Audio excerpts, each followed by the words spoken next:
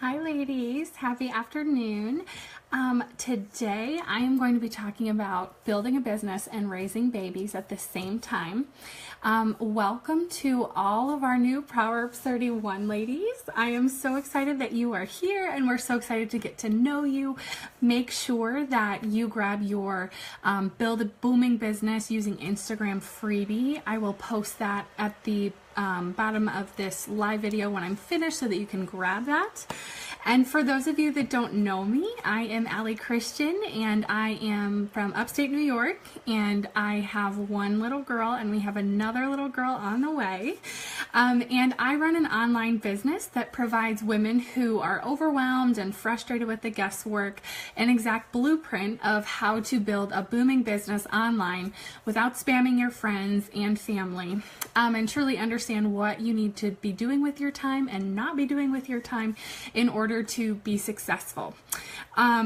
It is springtime in upstate New York, and so it is super humid and my hair is really frizzy today, so excuse my crazy hair, but you will get to know that I am not a huge fan of makeup. I'm not a huge fan of doing any product or anything like that in my hair, but just being all natural. So if you are new and you're wondering what is happening with my hair, blame it on the upstate New York weather. Okay, so today, like I said, I am going to share tips for successfully raising a business and children at the same time, which can be super tricky, right? So I want to teach you how to build a business that is truly honoring and serving to your family first, because that is your first calling. And even if you're not a mom, I promise there is information in here that I'm going to share that will be super helpful for you. So stick with me, and I will be sharing super helpful information even for those of you that aren't moms. I love engagement on live videos, so please feel free to ask questions, drop any comments, anything that you feel like sharing. Go ahead and do that as I'm talking. Like I said, I love the engagements and the little hearts, and if you're really feeling what I'm saying, please feel free to share that with me. I love that. Okay, so it's hilarious how God works, and it's so awesome how God works, because I was planning on sharing this information with you today, but I was not planning on my house literally turning into a crap show before I did this video. And so it's just awesome because about an hour and a half ago, we had a huge poop mess that I won't go into details about in our house. But thankfully, because of how I've created my schedule, I wasn't in a panic. It wasn't a big deal. I wasn't worried about being late for a client consult or this live video or anything like that, which I will get into and share information with you about. But it's just awesome how God works. So the first tip that I have for you is to ditch the mom guilt, which can be really, really hard. And honestly, to be totally transparent, I still struggle off and on with mom guilt about running a business and also trying to raise my daughter.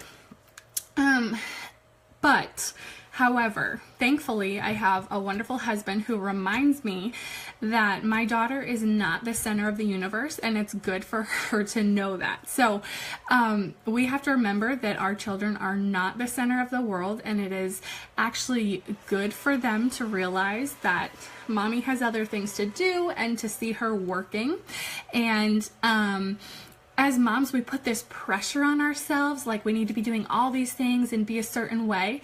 And at the end of the day, that pressure and those negative feelings, those are not from God. So ditch the mom guilt.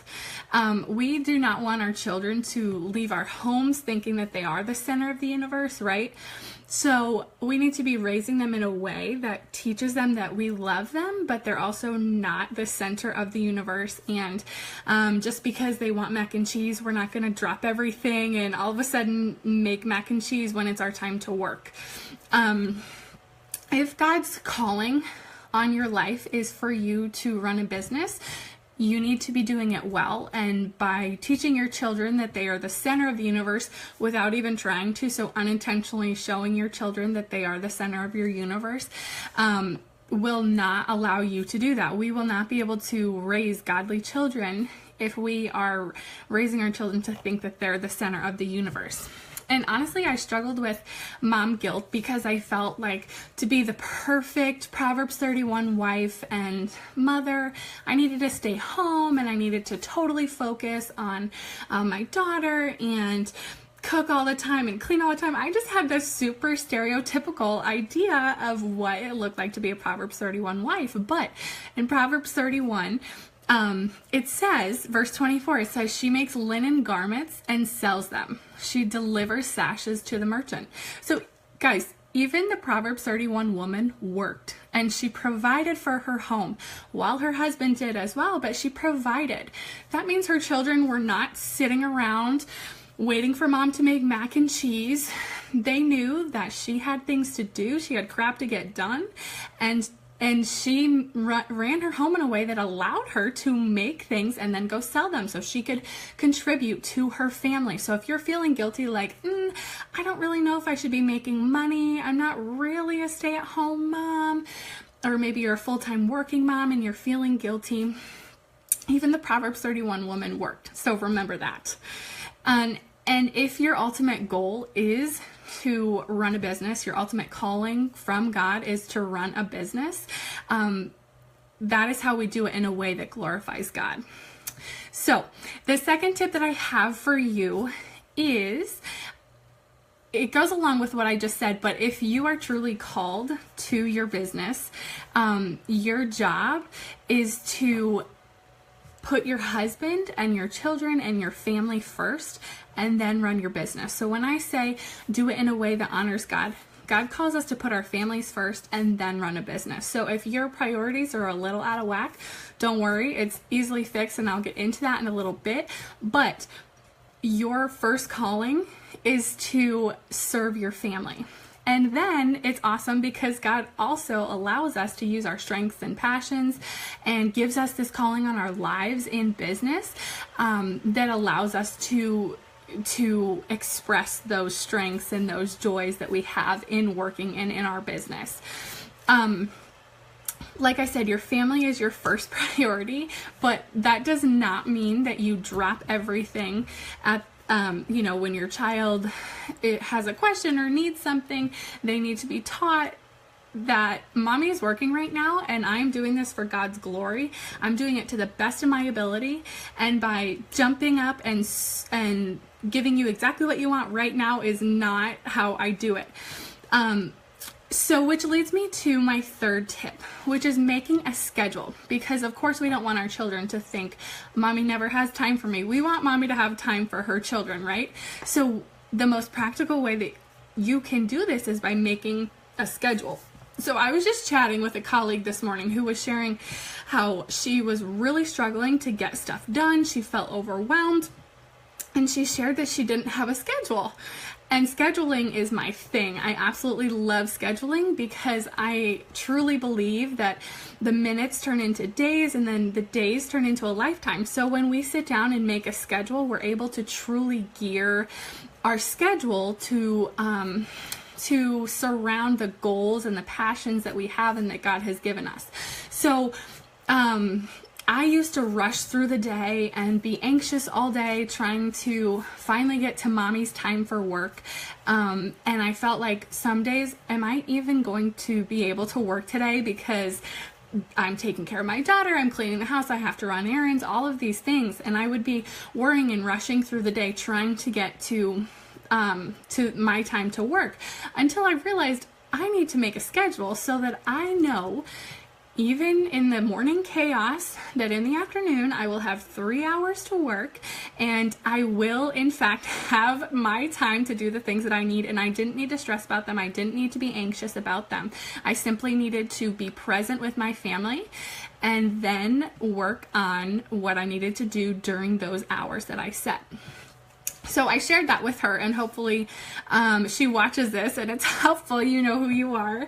But honestly, my schedule changes about every 2 months. So my schedule changes based on my daughter's needs. So my daughter is changing. She is taking 2 naps a day here and there. Sometimes she's not taking 2 naps a day. So I created a schedule for our family that really honored our family and would allow me to first be a mom and be a wife and serve my husband, and then be able to also fulfill the calling that God has given me as an entrepreneur.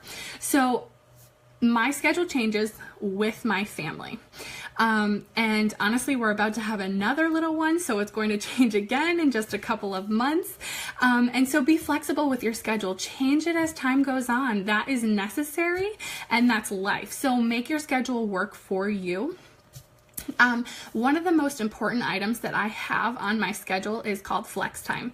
So if this time allows me, it's pretty much, if you looked at my schedule, it would look like it's free time, but it's actually flex time, because there, as moms and as women, there are so many things that come up in our lives that we didn't have planned, right? So even if you're not a mom, maybe your neighbor stops by, maybe your car breaks down, you name it, you need to have flex time that is built into your day, so you're not just going from one event to the next, to the next, to the next. You need to have that time knowing, okay, if this happens, it's perfectly fine, and I'm going to be able to be much more patient, less anxious, less frustrated towards people, and truly love them in the way that God has called us to love them because of the flex time that I have in my schedule. Whereas if we're just going to the next thing, then we're stressed out and we're frustrated and we're anxious and we're like, get out of my way when you're driving, right?